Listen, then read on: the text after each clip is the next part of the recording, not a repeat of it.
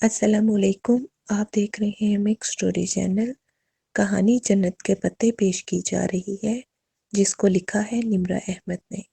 ہاں، اس کا یہاں کیا ذکر؟ وہ دور نظر آتے پہاڑوں کو دیکھ کر بولی۔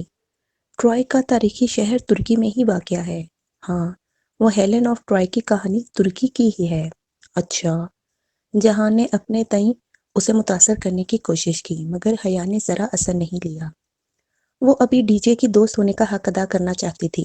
جہان کچھ دیر دانت سے لب دبائے کچھ سوچتا رہا، پھر ایک دم اس نے گردن موڑ کر حیا کے اس طرف دور سے نظر آتے پہاڑوں کو دیکھا، اور ایک مسکراہٹ اس کے لبوں پہ آ گئی۔ اس پہاڑ کا نام معلوم ہے تمہیں؟ حیا اسی طرف دیکھ رہی تھی، بس ذرا سے شانے اچکائے۔ نہیں، یہ ماؤنٹ نمرود ہے، کہہ کر حیا کے چہرے کے تاثرات دیکھے۔ اچھا، وہی بے نیازی؟ نہیں، تم نہیں سمجھی، یہ ماؤنٹ نمرود ہے۔ نمرود کو تو تم جانتی ہوگی۔ کون؟ اس کے لبوں سے پھسلا۔ پھر اسے یاد آیا ترکوں کے جو نام تے پہ ختم ہوتے ہیں، وہ ہمارے ہاں دال پہ ختم ہوتے تھے۔ احمد سے بنا احمد، مولود سے بنا مولود، اور نمرود سے بنا نمرود۔ بادشاہ نمرود؟ وہ چونکی۔ ہاں، وہی نمرود۔ اور یہ وہی پہاڑ ہے جہاں ابراہیم علیہ السلام کو آگ میں اتارا تھا۔ اللہ اللہ، یہ وہ پہاڑ ہے؟ یہ پہاڑ ترکی میں ہے؟ اس کو حیرت کا جھٹکا سا لگا۔ وہ سیدھی ہو بیٹھی۔ وہ بھورا سا پہاڑ جو ان سے بہت دور تھا، کافی دیر سے ان کے ساتھ چلا آ رہا تھا۔ یہ تھا وہ پہاڑ۔ وہ 5 ماہ سے ترکی میں تھی، اور اسے کبھی پتہ نہیں چلا کہ وہ سارا قصہ آج کے ترکی میں ہوا تھا۔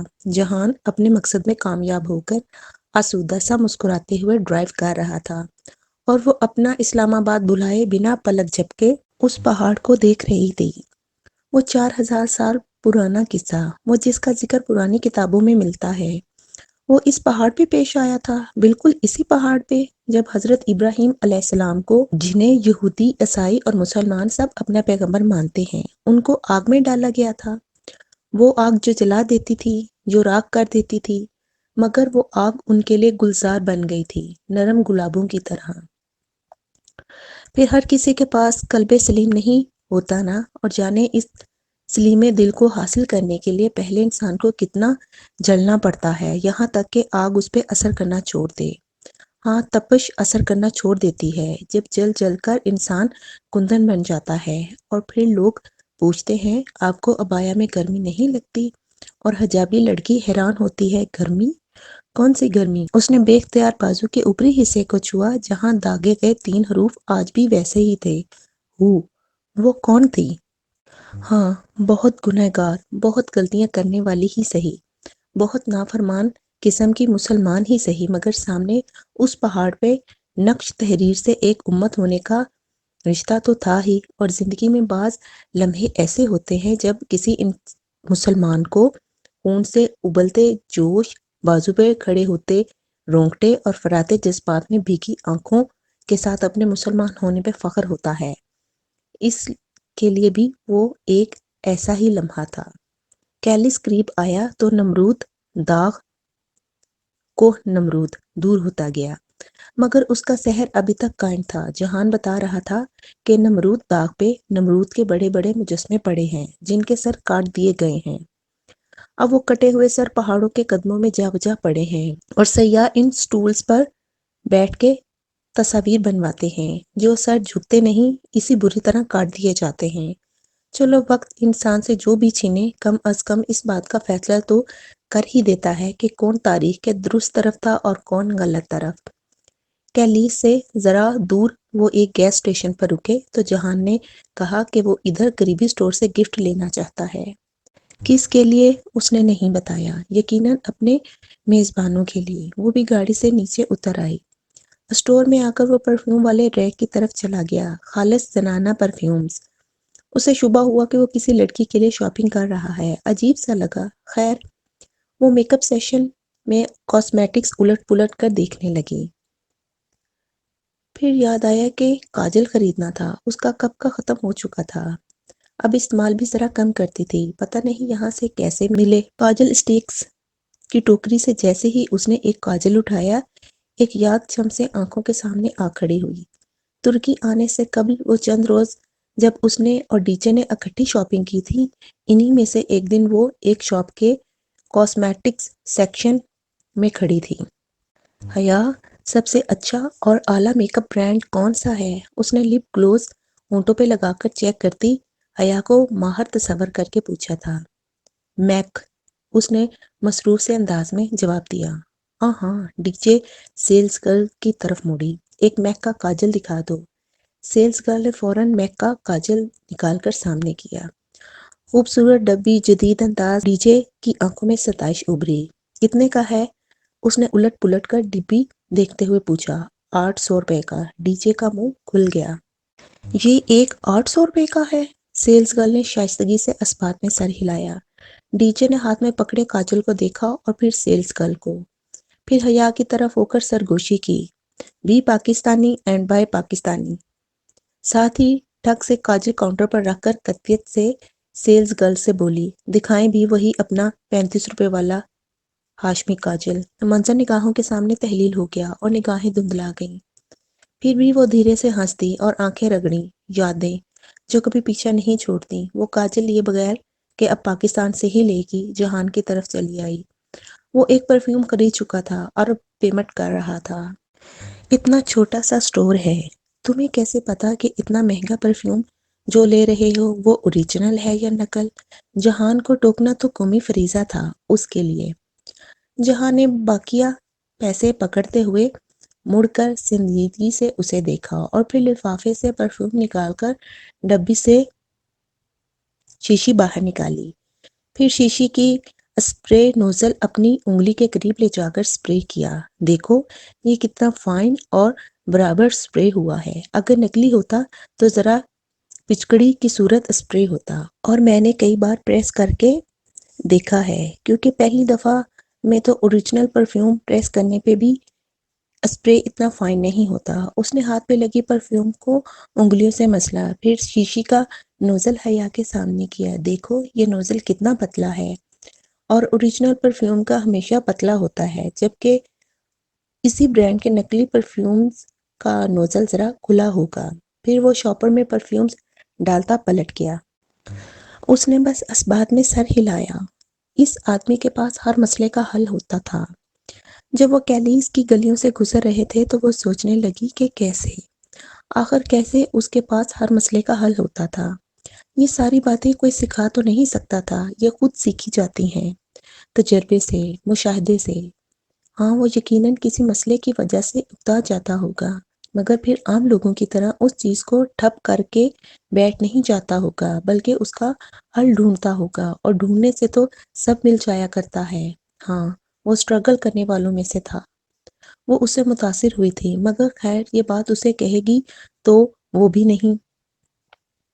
کیلس چھوٹا سا قصبہ تھا، تنگ مگر صاف، گلیاں خوانچے فروش، پھلوں اور سبزیوں کی ریڑھیاں، پاکستان کے کسی چھوٹے شہر جیسا مگر زیادہ صاف ستھرا۔ قریباً آدھے گھنٹے بعد وہ ایسی ہی گلی میں ایک گھر کے دروازے پہ کھڑے تھے۔ دستک دینے کے چند لمحوں بعد ہی دروازہ کھل گیا۔ مرحبا، معمر خاتون نے مسکراتے ہوئے سلام کیا۔ مسکراہٹ کا پتہ آنکھوں سے چلا، ورنہ انہوں نے کھلے اسکرٹ اور لمبے بازو کے اوپر اسکارف سے نقاب لے رکھا تھا۔ مرحبا، ساتھ ہی جہان نے حیا کو آگے بڑھنے کا اشارہ کیا۔ خاتون راستہ چھوڑ کر کھڑی تھی۔ حیا نے جھجک کر جہان کو دیکھا، پھر ان خاتون کو سر کے اشارے سے سلام کا جواب دیتی اندر داخل ہوئی۔ چھوٹا سا صحن، آگے کمرے کا دروازہ تھا، برآمدہ وغیرہ نہیں تھا۔ وہ تینوں دروازے تک ساتھ آئے۔ چوکھٹ پہ جہان جھک کر بوٹ کے تسمے کھولنے لگا، پھر جھکے جھکے گردن اٹھا کر حیا کو ذرا خفگی سے آنکھوں سے اشارہ کیا۔ اوہ! وہ آگے بڑھی اور نقاب اتارتے ہوئے تعظیماً ان خاتون کا ہاتھ لے کر چوما اور آنکھوں سے لگایا۔ یہ میری بیوی ہے حیا۔ وہ اب پاؤں جوتے سے نکال رہا تھا۔ انہوں نے مسکرا کر دعا دی، عمر میں برکت اور نعمتوں کے بقا کی دعا۔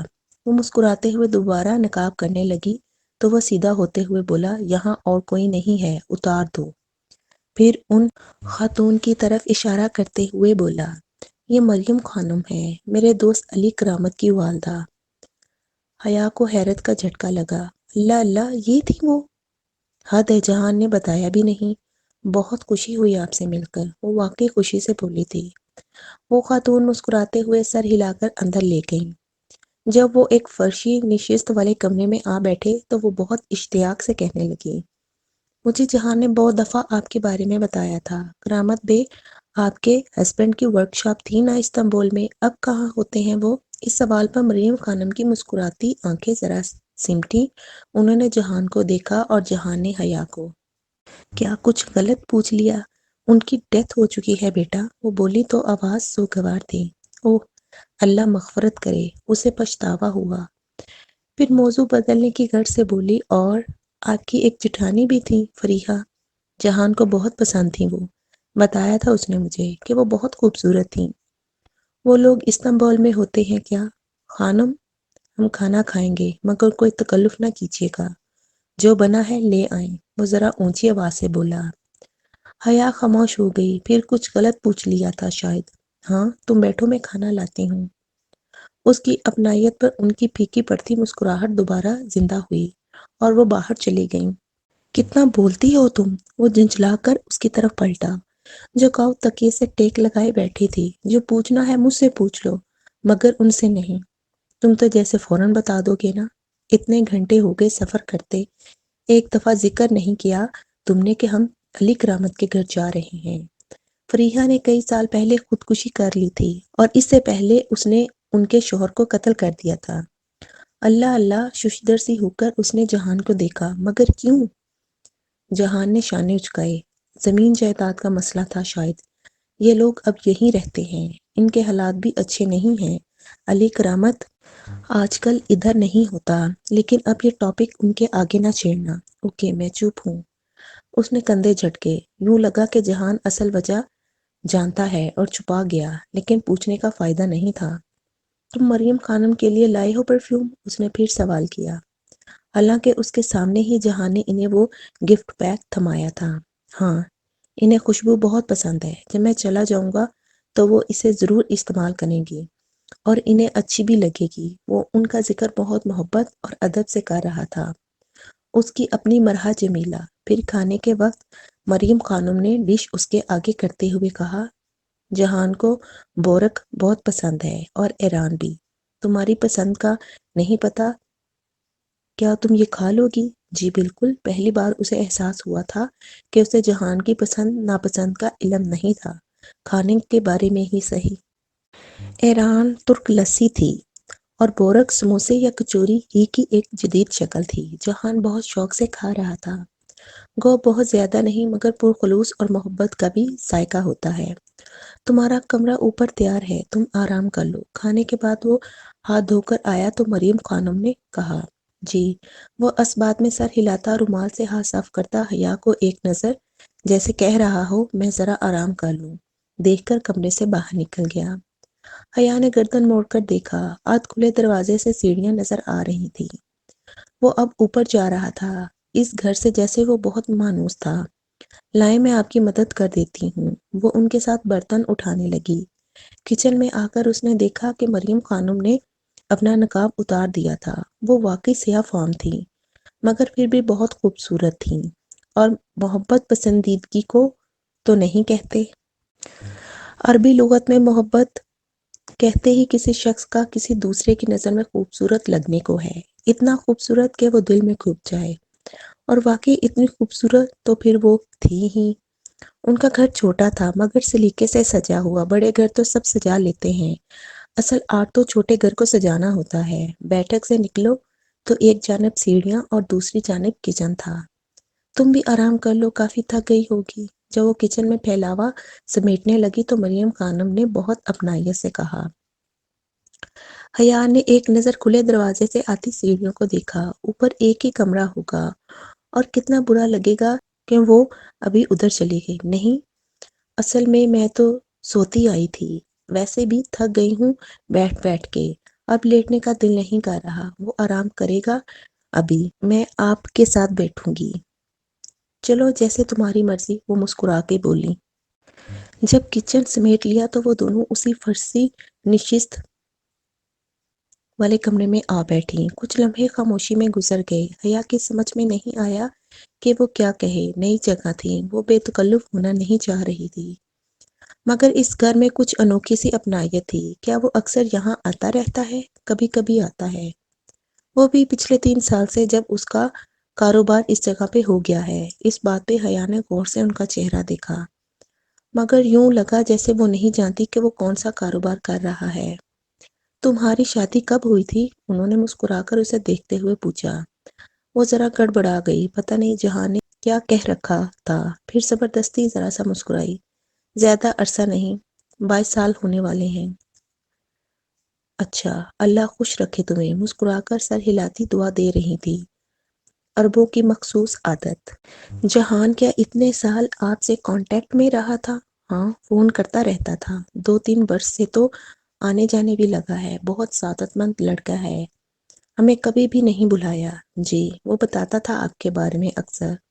آپ تو ڈاکٹر تھی نا، میرا مطلب ہے نا۔ ہاں، مگر اب میرے گھٹنوں میں درد رہتا ہے۔ یہاں ہسپتال جاتی ہوں ہر ہفتے اور اتوار، لیکن آج تم لوگ آ رہے تھے اس لیے نہیں گئی۔ یعنی کہ جہان ان کو آنے سے پہلے مطلع کر چکا تھا، لیکن کیا تھا؟ اگر اسے بھی بتا دیتا۔ ان کے ساتھ وہ پہلے تکلف میں بیٹھی تھی، لیکن آہستہ آہستہ وہ باتیں کرتی گئیں تو حیا کے تنے اعصاب ڈھیلے پڑ گئے۔ وہ کوہنی بھی پیچھے گو تکیے پہ ٹکائے آرام سے بیٹھ گئی۔ کیلس کی باتیں، یہاں کے لوگوں کی باتیں، پاکستان کی زیتون کے درختوں کی باتیں۔ وقت گزرنے کے ساتھ ساتھ اسے مریم خانم کا گھر بہت اچھا لگنے لگا تھا۔ رات میں اس نے مریم خانم سے مل کر کھانا تیار کروایا تھا۔ انہوں نے آج مانتی بنائے تھے، عجیب و غریب سی ڈش تھی، مگر بہت مزیدار تھی۔ مریم خانم کے بقول جہان کو بہت پسند تھی۔ جب وہ دسترخوان پر برتن لگا رہے تھے تب وہ سیڑھیوں سے اترتا ہوا دکھائی دیا۔ جہان، مجھے مریم آنٹی نے وہ کارڈ بھی دکھایا ہے جو تم نے ان کے لیے لکھا تھا۔ آنٹی، آپ تو جہان کو اس سے بھی پہلے سے جانتی ہیں نا۔ جب وہ اندر قالین پہ آ کر بیٹھا تو اس کے سامنے پلیٹ رکھتے ہوئے حیا نے مسکراہٹ دباتے ہوئے کہا۔ مریم آنٹی اس کے پیچھے ٹرے لے کر کمرے میں داخل ہو رہی تھی۔ اس کی بات پہ مسکرا کے سر اسبات میں ہلایا۔ ہاں بیٹا، عرصہ ہو گیا ان کے ساتھ تو، انہوں نے مانتی کی ڈش دسترخوان کی وسط میں رکھتے ہوئے کہا۔ پھر وہ خود بھی وہیں بیٹھ گئی۔ تمام برتن رکھے جا چکے تھے اور وہ تینوں تکون کی شکل میں آمنے سامنے بیٹھے تھے۔ تو پھر بتائیں نا آنٹی، جہان بچپن میں کیسا تھا؟ وہ اسی طرح مسکراہٹ دبائے بیٹھی گاؤں تکیے سے ٹیک لگائے مزے سے پوچھ رہی تھی۔ کھلے بال سمیٹ کر ایک سائڈ پہ کندھے پہ ڈالے، لمبی چامنی قمیض کے اوپر شانوں پہ ٹھیک سے زیتونی دوپٹہ پھیلائے، وہ اس گھر سے بہت مانوس لگ رہی تھی۔ جہان کیسا تھا؟ ایسا ہی تھا جیسا اب ہے، آنٹی نے ڈش اس کے سامنے کرتے ہوئے مسکرا کر کہا۔ وہ اس دوران سر جھکائے خاموشی سے اپنی پلیٹ میں کھانا ڈال رہا تھا۔ تو بتائیں نا، اب اور تب وہ کیسا تھا؟ اس نے آئی برو اٹھا کر سنجیدگی سے حیا کو دیکھا، پھر سر جھٹک کر کھانے میں مگن ہو گیا۔ بھئی ایسا ہی تھا، بہت سمجھدار، ذہین، بہت تمیزدار۔ ہماری جدیسی کے لڑکے جب کھیلتے تھے تو اکثر ان کی گیند ہمارے چھت پہ آ جاتی تھی۔ لڑکے بغیر پوچھے گھروں پہ پھلانگ لیتے تھے، مگر یہ تو بہت اچھا بچہ تھا۔ کبھی بغیر پوچھے نہ گھر میں داخل ہوا، نہ کوئی چیز اٹھائی، کبھی کسی کی باتیں نہیں سنی، کسی کی بات ادھر سے ادھر نہیں کی۔ بہت ہی سعادت مند لڑکا تھا، آنٹی بہت محبت اور اپنائیت سے بتا رہی تھی، اور وہ آدھا منہ کھولے ہکا بکا سی سن رہی تھی، اور سعادت مند بچے نے اسی سعادت مندی سے اسبات میں سر ہلا دیا۔ بس اللہ کا کرم ہے خانم، میری ممی کی تربیت بہت اچھی تھی۔ ساتھ ہی اس نے مسکراہٹ دبائے حیا کو دیکھا، جس کے چہرے کی خفگی بتا رہی تھی کہ اسے یہ باتیں بالکل بھی اچھی نہیں لگ رہی تھیں۔ وہ خاموشی سے اپنی پلیٹ میں کھانا ڈالنے لگی۔ اگر وہ یہ سمجھتی تھی کہ جہاں نے بس اسے ہی بیوقوف بنایا ہے تو وہ غلط تھی۔ اس فہرست میں تو بہت سارے لوگ تھے، اللہ سمجھے تم کو۔ رات میں آنٹی کے اپنے کمرے میں جانے کے بعد وہ اوپر آئی۔ گیسٹ روم اچھا تھا، ڈبل بیڈ اور نفیس سی بیڈ شیٹ، چھوٹے سے گھر کا چھوٹا سا کمرہ، بالکونی میں کھلتا دروازہ۔ ترکوں کے بلائی منظر پہ بالکونی میں دروازے ضرور ہوا کرتے تھے۔ جہان کمرے میں نہیں تھا، وہ بیڈ کی پائنتنی پہ آ کر بیٹھ گئی۔ سمجھ میں نہیں آ رہا تھا کہ اب کیا کرے۔ بالकनी کے دروازے پہ آہٹ ہوئی تو وہ فوراً اٹھنے لگی۔ بیٹھو بیٹھو، وہ عجلت میں کہتا آگے آیا، کرسی کی سائڈ سے اپنا بیگ اٹھایا اور اسے کھولنے لگا۔ حیا اٹھتے اٹھتے واپس بیٹھ گئی۔ تم سو جاؤ، میں ذرا کام کر لوں۔ اس نے لیپ ٹاپ کھولتے ہوئے حیا کو کہا۔ لیپ ٹاپ کو اپنے سامنے کھول کر اب وہ کچھ سی ڈیز کو الٹ پلٹ کرنے لگا۔ وہ خاموشی سے اسے دیکھے گئی۔ ایک سی ڈی نکال کر جہان نے لیپ ٹاپ میں ڈالی۔ چند لمحوں کے لیے کچھ دیکھا، پھر سی ڈی واپس نکالی، کور میں ڈالی، پھر لیپ ٹاپ کو اٹھا کر رکھا اور پھر چونک کر اسے دیکھا۔ وہ ابھی تک جہان کو دیکھ رہی تھی۔ اس کے دیکھنے پہ وہ گڑبڑا کر دوسری طرف دیکھنے لگی۔ تم سو جاؤ، میں جا رہا ہوں، لیکن ان کو مت بتانا۔ بیگ اٹھا کے زپ بند کرتے ہوئے کھڑا ہوا، اسے کندھے پہ ڈالا اور پھر بالکنی کے دروازے کی طرف بڑھ گیا۔ وہ متفکر سی کھڑی ہوئی۔ کب آؤ گے؟ صبح۔ اندر سے دروازہ بند کر لو، میرے پاس دوسری چابی ہے، اس نے مڑے بغیر کہا اور باہر نکل گیا۔ کاش اس وقت مریم خانم سن لیتی کہ ان کے گھر کی کتنی چابیاں ان کے سعادت مند بیٹے کے پاس ہیں۔ حیا نے دروازہ بند کرتے ہوئے ذرا سی جھرری سے باہر دیکھا۔ باہر ایک خستہ حال زینہ تھا جو گھر کی پچھلی سائڈ پہ اترتا تھا اور پھر بیک ڈورز کی عادت اسے ہمیشہ سے تھی۔ اس نے دروازہ بند کیا اور اسے پشت لگا کر چند گہری سانسیں لی۔ 24 گھنٹے، پورے 24 گھنٹے بعد ہم کیلیس کے بارڈر پہ ہوں گے۔ کل کی رات بلا شبہ ایک یادگار رات ہوگی، اس نے سوچا تھا۔ وہ اس کی سوچ سے بھی زیادہ یادگار ہوگی یہ وہ نہیں جانتی تھی۔ صبح کا سنہری دودھیا پن کیلیس کے کھیتوں اور زیتون کے درختوں کے جھنڈ پہ قطرہ قطرہ اتر رہا تھا۔ وہ کمرے میں رکھی واحد کرسی پہ ٹیک لگا کر بیٹھی بالکنی کے دروازے کو منتظر سی دیکھ رہی تھی۔ سامنے میز پہ ناشتے کے خالی برتن پڑے تھے۔ وہ کافی دیر سے اسی پوزیشن میں بیٹھی تھی، اجرک کے لمبے سے کرتے پہ بالوں کا ڈھیلا سا جوڑا بنائے، متفکر، مضطرب مگر پرسکون۔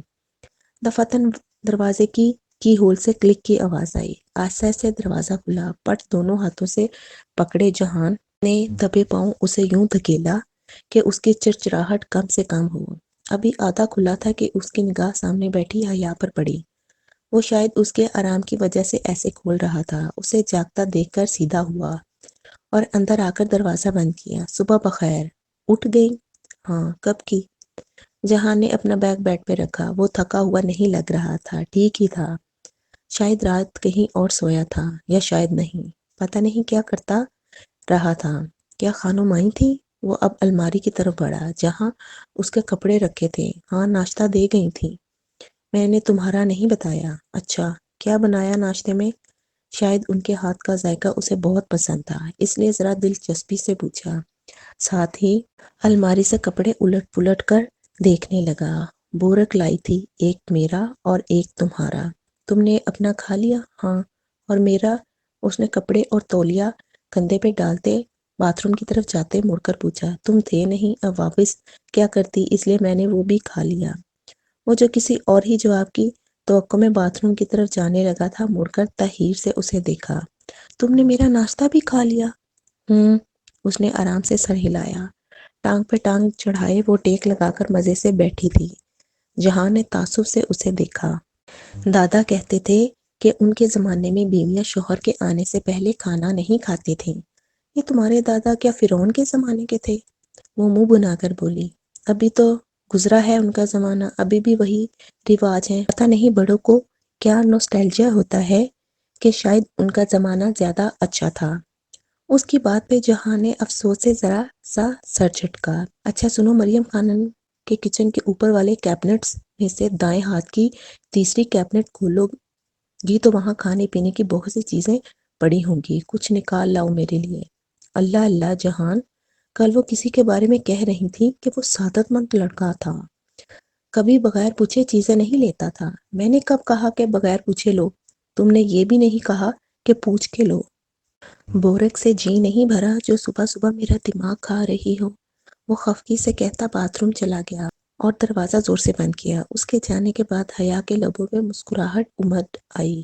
سائڈ ٹیبل کے پردے کے پیچھے سے ایک ڈھکی ہوئی پلیٹ نکالی اور پھر اوپر والی پلیٹ اٹھا کر جہان کا بورک دیکھا، اسے دوبارہ ڈھکا اور سامنے میز پر رکھا۔ پھر اپنا پرس اٹھایا، اندر سے پین اور پوسٹ ایٹ کا چھوٹا پیڈ نکالا، اوپری صفحے پہ لکھا، تمہارے دماغ سے بورک کا ذائقہ بہت اچھا ہے، اور اس نوٹ کو پیڈ سے پھاڑا اور پھر اوپری پلیٹ پہ چپکا دیا۔ چند لمحوں بعد وہ کمرے سے باہر تھی۔ کچھ دیر بعد جہان نیچے آیا تو وہ دونوں فرشی نشست والے کمرے میں بیٹھی تھی۔ اسے دیکھ کر وہ ذرا سا مسکرایا۔ وہی اپنائیت بھری مسکراہٹ، غالباً بورک اسے مل گیا تھا، وہ بھی جواباً مسکرائی۔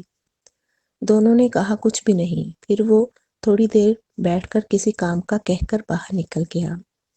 دوپہر میں مریم خانم جب کپڑے دھونے کے لیے صحن میں آئی تو وہ بھی اپنا عبایا اور سکارف لے کر ادھر ہی آ گئی۔ عبایا تو وہ عادتاً روز ہی دھوتی تھی، ترکی ہو یا پاکستان۔ حجاب کا یہ مطلب تو نہیں ہوتا کہ صفائی نہ رکھی جائے، بلکہ اس کی صفائی کی زیادہ ضرورت ہوتی ہے۔ وہ کبھی بھی گیلے بالوں پہ سکارف نہیں اوڑھتی تھی، اور بھلے عبایا سے کپڑے نہ نظر آئیں مگر پھر بھی وہ استری شدہ کپڑے پہنتی اور بال ٹھیک سے بنا کر ہی اسکارف لیتی تھی۔ آنٹی، کیا آپ کے پاس عبایا لوشن ہے؟ میرا لوشن ختم ہو گیا ہے۔ اتفاق سے میرے پاس بھی نہیں پڑا ہوا، تم شیمپو ڈال لو، وہ بھی ٹھیک رہے گا۔ ان کی ہدایت کے مطابق اس نے بالٹی میں تھوڑا سا شیمپو ڈالا اور ہاتھ سے مکس کر دیا۔ مریم خانم مشین میں کپڑے ڈال رہی تھی، وہ ان کے پاس آ کھڑی ہوئی۔ آنٹی، ایک بات تو بتائیں۔ پوچھو، انہوں نے دوران مصروفیت پوچھا۔ جہان کہتا ہے قرآن میں پہیلیاں ہوتی ہیں، کیا واقعی ایسا ہوتا ہے؟ دیکھو بیٹا، قرآن بذات خود پہیلی نہیں ہے، لیکن اس کے اندر بہت سی نشانیاں ہیں ان لوگوں کے لیے جو غور و فکر کرتے ہیں، اور یہ تو خود قرآن بھی بار بار کہتا ہے۔ ہاں، تم کہہ سکتی ہو کہ قرآن میں بہت ساری پہیلیاں ہیں، مگر آنٹی، قرآن پاک تو آسان بنا کر اتارا گیا ہے نا، تو پھر کیا ضروری ہے کہ ہم اس کی ہر پہیلی ڈھونڈیں؟ نہیں، قرآن آسان بنا کر نہیں اتارا گیا، اس میں غور و فکر کرنا پڑتا ہے۔ وہ اب مشین کا ٹائمر لگا رہی تھی۔ لیکن آنٹی، اللہ تعالیٰ نے یہ کہا ہے کہ اس نے قرآن کو آسان بنا کر اتارا ہے۔ اللہ تعالیٰ نے یہ کہا ہے کہ قرآن کو یسر بنا کر اتارا ہے، لیکن آسان نہیں۔ یسر کا مطلب آسان نہیں ہوتا، یہ تو انگریزی اور دوسری زبانوں میں اس کا ترجمہ آسان کر دیا جاتا ہے، ورنہ اس کا مطلب آسان نہیں ہوتا۔ یسر کہتے ہیں کسی چیز کو تمام ضروری لوازمات سے آراستہ کر کے اسے ریڈی ٹو یوز بنا دینے کو۔ مگر آنٹی، آسان بھی تو اسی چیز کو کہتے ہیں۔ وہ الجھی۔ نہیں بیٹا، آسان کہتے ہیں پیس آف کیک کو، یعنی کسی کو کھانے کے لیے کیک کا ایک ٹکڑا دے دینا، اور یسر کا مطلب ہے کسی کو انڈا، میدا، چینی وغیرہ اور کیک کی ریسیپی دے کر کچن میں بھیج دینا۔ سب اس کے ہاتھ میں ہوگا، مگر کیک اسے خود بنانا ہوگا۔ اب یہ اس پہ منحصر ہے کہ وہ کیک بناتا ہے یا ان اشیاء سے آملیٹ اور میدے کی روٹی بنا کر اصل مقصد سے ہٹ جاتا ہے۔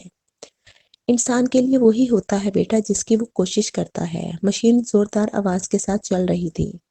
اس کے عبایا کو بھگوئے بھی کافی دیر ہونے کو آئی تھی، سو اس نے بالٹی سے اپنا گیلا عبایا اور اسکارف نکالا اور صحن کے کونے لگے سنک پر لے آئی۔ آنٹی، کیا سب گناہ معاف ہو جاتے ہیں؟ نل کھول کر دونوں مٹھیوں سے سیاہ حریر کو بھینچتی وہ اس سے جھاگ نکال رہی تھی۔ پانی گٹا گٹ کے آواز کے ساتھ سنک کے پائپ سے نیچے جا رہا تھا۔ ہاں، کیوں نہیں؟ تو پھر وہ پیچھے کیوں آتے ہیں؟ سنک پر جھکی کھڑی کپڑا بھینچ بھینچ کر اس کے ہاتھ دکھنے لگے تھے۔ جھاگ اب ذرا کم ہوئی تھی، یعنی اس کی آنٹی کی طرف پشت تھی، وہ صرف ان کی آواز سن سکتی تھی، یعنی کہ وہ بار بار ہمیں دکھائی کیوں دیتے ہیں؟ اس نے گیلے عبایا کو گٹھری کی صورت بنا کر دونوں ہاتھوں سے نچوڑا، پانی کی داریں بہتی گئیں۔ تو اچھا ہے نا، ایسے انسان بار بار معافی مانگتا رہتا ہے، پھر ایک وقت آتا ہے کہ جب اس کے وہ گناہ بدل کر نیکی لکھ دیے جاتے ہیں، لیکن وہ ہمارا تعاقب ختم کیوں نہیں کر دیتے؟ اس کے ہاتھ میں اب ٹھنڈا سا عبایا رہ گیا۔ حریر بھی خوبصورت کپڑا تھا، اس کو گھڑے میں بھی ڈال دو تو وہ ایک شکن نہیں پڑتی، گول مول کر کے رکھ دو مجال ہے جو چمک ماند پڑے۔ سچے دل سے توبہ کرو تو گناہ نہیں آتے پیچھے۔ اس نے تار پہ عبایا پھیلایا اور پھر ان کے سامنے جا کھڑی ہوئی۔ وہ اب مشین سے گیلے کپڑے نکال رہی تھیں۔ کنکھیوں سے اسے اپنا عبایا ہوا سے پھڑپڑاتا دکھائی دے رہا تھا، مگر وہ کوفت تو دیتے ہیں نا، جیسے یہ عبایا مجھے کوفت دے رہا ہے۔ لگتا ہے ابھی ہوا کا تیز جھونکا آئے گا اور یہ اڑ کر میرے سارے منظر پہ چھا کر اس کو تاریک کر دے گا۔ اس بات پہ مریم خانم مسکرائیں اور ٹوکری میں سے ایک کلپ اٹھا کر اس کے عبایا پہ لگا دیا۔ حیا پل بھر کو بالکل ٹھہر گئی۔ اب نہیں اڑے گا، بھلے کتنا ہی پھڑپھڑا لے۔ دعا بھی ایک کلپ کی طرح ہوتی ہے، اور یہ گناہ اس لیے یوں پھڑپھڑاتے ہیں تاکہ تم یہ یاد رکھو، اگر تم دوبارہ اس راستے کی طرف گئیں تو یہ کلپ ٹوٹ جائے گا اور کپڑا اڑ کر سب پہ چھا جائے گا۔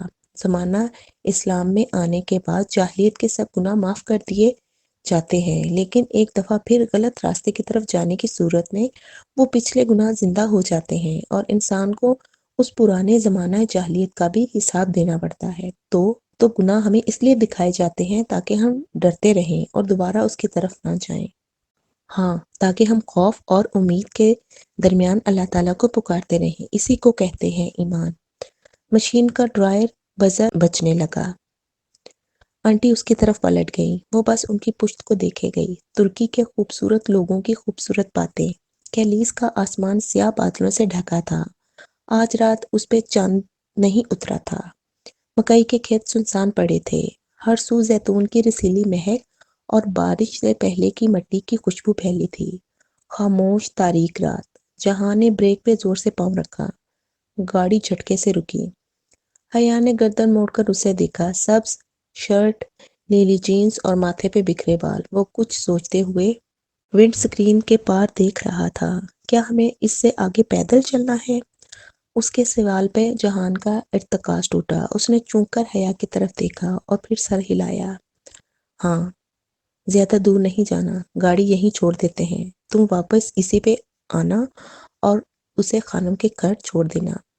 اس کا مالک وہیں سے آ کر لے جائے گا۔ اپنی طرف کا لاک کھولتے ہوئے وہ کہتے کہتے رکا۔ آر یو شور تم میرے ساتھ وہاں تک آنا چاہتی ہو؟ تمہیں کیا لگتا ہے میری مذاق کی حس اتنی بری ہے کہ میں ایسی بات مذاق میں کہوں گی؟ وہ خفگی سے کہتی باہر نکل آئی۔ اس نے جہان کی ہدایت کے مطابق عبایا نہیں لیا تھا تاکہ شامی عورتوں جیسی نہ لگے، اور کیلیس کی مقامی عورتوں کی طرح گھٹنوں سے نیچے گرتا ترک فراک ٹراؤزر اور سر پر خانم کا سفید پھولدار سکارف یوں لے رکھا تھا کہ سکارف ماتھے پہ لپٹ کر اس کے دونوں تگونوں کی گرا گردن کے پیچھے لگائی اور پھر ان کو کندھوں پر سامنے ڈال دیا، بالکل کشمیری عورتوں کی طرح۔ رات کے اندھیرے میں بھی اس کا چہرہ دمک رہا تھا۔ میں پہلے چلوں گا جب اس جھاڑی تک پہنچ جاؤں، اس نے جھاڑی کی طرف اشارہ کرتے ہوئے کہا تھا۔ تم چلنا تاکہ ہمارے درمیان فاصلہ رہے۔ حیا نے اس بات میں سر ہلا دیا۔ وہ خاموشی سے آگے چلا گیا۔ حیا نے پلٹ کر پیچھے دیکھا۔ وہاں دور دور کچھ پتیاں دکھائی دیتی تھیں۔ اس نے واپس آگے دیکھا جہاں وہ جا رہا تھا۔ وہاں ہر طرف اندھیرا تھا، پیچھے روشنی، آگے اندھیرا، علامتی امتزاج۔ جب وہ نشان زدہ مقام تک پہنچ گیا تو وہ چلنے لگی۔ اس نے پھر وہی سرخ ہیل پہن لی تھی۔ وہ جانتی تھی کہ جہان اس سے چڑھتا ہے، اس لیے پہنی تھی۔ پاؤں کا درد ویسا ہی تھا، مگر اپنا سیاہ پرس پکڑے وہ کچی پکی زمین پر ہیل سے بہرحال ٹھیک چل رہی تھی۔ آسمان پہ بادل وقفے وقفے سے گرجتے تھے۔ آج وہاں چاند نہیں تھا، آج وہاں ان کا چاند نہیں تھا۔ چند منٹ وہ یوں ہی چلتے رہے۔ پیر کا درد اسے پھر سے ہوا، اسے پچھتاوا ہوا، لیکن جہان کو چڑھانا بھی تو تھا۔ وہ کھیت سے نکل کر اب کھلے میدان میں چل رہے تھے۔ گرمی زوروں کی تھی۔ دور دور زیتون کے چند درخت نظر آ رہے تھے۔ جہان ایک بڑے سے درخت کے پاس رکا اور مڑ کر اسے دیکھا۔ اندھیرے میں اس کا چہرہ صاف نظر نہیں آتا تھا۔ وہ سبک رفتاری سے چلتی اس تک آئی۔ سانس ذرا سا پھول گیا تھا۔ وہ دیکھو، جہان نے درخت کے اس پار اشارہ کیا۔ وہ تنے کی اوٹ سے بدقت دیکھنے لگی۔ بہت دور، کئی 100 میٹر دور سرحدی بارڈر ہے، خاردار اونچی تاریں۔ اس کے اندر اس طرح بڑھتا گیا، دل کی دھڑکن سوا ہو گئی۔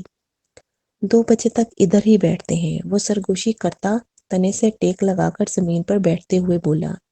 لگتا تھا کہ میجر احمد بول رہا ہے۔ حیا بھی اسی کے انداز میں تنے سے پشت لگائے اکڑوں بیٹھ گئی۔ دونوں نے اپنے بیگ ایک دوسرے کے مخالف سمت میں رکھ دیے۔ اوپر سے بجلی زور سے چمکی، چاندی لمحے بھر کو پھیلی اور پھر سارے میں سیاہی اتر آئی۔ حیا نے سر اٹھا کر آسمان کو دیکھا۔ کیا آج اسلام آباد میں بھی بادل ہوں گے؟ اس نے وقت کا حساب کرنا چاہا۔ یہاں 12:30 ہو رہے ہیں تو ادھر 10:30 ہوں گے۔ کبھی کبھی ڈنر اسی ٹائم کیا جاتا ہے، شاید اب بھی سب کھانا کھا رہے ہوں گے۔ ڈائننگ ٹیبل پہ سب ہوں، تایا ابا کی فیملی، پھپھو بھی، وہ پلاسٹک کی بنی نتاشا بھی، اور اگر کوئی بھی انہیں بتائے کہ جہان اور حیا عین اسی وقت ترکی اور شام کے بارڈر سے ذرا دور درخت تلے بیٹھے ہیں تو اللہ اللہ حیا، یہ وہ آخری موقع ہے جب تمہیں ایسی بات سوچنی چاہیے۔ اس نے خود کو سرزنش کی۔ جہان تنے سے سر ٹکائے کلائی چہرے کے سامنے کیے گھڑی دیکھ رہا تھا۔ اس کا ایک ایک لمحہ قیمتی تھا۔ کچھ دیر ادھر بیٹھنا ہوگا، پھر میں چلا جاؤں گا اور تم واپس۔ جہان، کیا یہ آخری طریقہ ہے شام جانے کا؟ وہ اسے دیکھتے ہوئے فکر مندی سے بولی۔ میرے لیے ہاں، مگر پہلے تو تم میرے ساتھ بھی کتنے آرام سے سفر کر لیتے تھے، تو اب میں نے بتایا تھا نا کہ میرے ان سے تعلقات خراب ہیں۔ اس دفعہ میں یہی بارڈر کراس کر کے آیا تھا تو اب اسی طرح جا سکتا ہوں۔ وہ بہت دھیمے انداز میں سمجھا رہا تھا۔ آج دونوں کا لڑنے کا موڈ نہیں تھا۔ مگر کیا تم جعلی پیپر ورک کر کے نہیں جا سکتے؟ میں اپنی شکل نہیں بدل سکتا حیا، میں ایئرپورٹ پہ گرفتار ہو جاؤں گا۔ بدل تو سکتے ہو، وہ حیا سلیمان نہیں کہ جن سے رات کے اندھیرے میں کوئی ڈراؤنی شکل بنا کر ملو تو دن کی روشنی میں نہیں پہچانیں گے۔ وہ پورے ہجوم میں بھی اپنا بندہ ڈھونڈ لیتے ہیں۔ میں اس شکل پہ نارمل انسان والی کوئی دوسری شکل تو نہیں چڑھا سکتا نا؟ ہاں، بس جب کسی کو بیوقوف کہنا ہو تو میری مثال کافی ہے، وہ بغیر خفگی کے ہنس کے بولی۔ پہلی دفعہ ایسی بات نے اسے خفا نہیں کیا تھا۔ وہ ذرا مسکرا کر سامنے دیکھنے لگا۔ چند لمحے بیتے۔ خاموشی کے بوجھ نے زیتون کی شاخوں کو مزید بوجھل کر دیا تو وہ بولی، جہان، تمہاری زندگی کی سب سے بڑی خواہش کیا ہے؟ یہ کہ میں زندہ رہوں اور اس لمبی سی زندگی میں اپنا کام کرتا رہوں۔ اندھیرے میں بھی وہ اس کے چہرے کی وہ چمک دیکھ سکتی تھی جو اب اس کے لیے بہت مانوس تھی۔ تمہیں بہت محبت ہے نا اپنی جاب سے؟ بہت زیادہ۔ اس نے بس 2 لفظ کہے، جذبات سے بوجھل لفظ، مزید کہنا بیکار تھا۔ اور تمہاری زندگی کی سب سے بڑی خواہش؟ اس نے حیا سے پوچھا۔ یہ کہ میں ایک کتاب لکھوں جس میں قرآن کی آیات کے رموز پہ غور کروں، لفظوں میں چھپی پہیلیاں سلجھاؤں، اس کے نئے نئے مطلب آشکار کروں۔ کہتا ہے نا قرآن کہ اس میں نشانیاں ہیں، مگر ان لوگوں کے لیے جو غور و فکر کرتے ہیں۔ میں بھی ان میں سے بننا چاہتی ہوں۔ وہ محبوبیت سے ہلکی سی مسکراہٹ کے ساتھ اسے سن رہا تھا۔ پھر کب لکھو گی یہ کتاب؟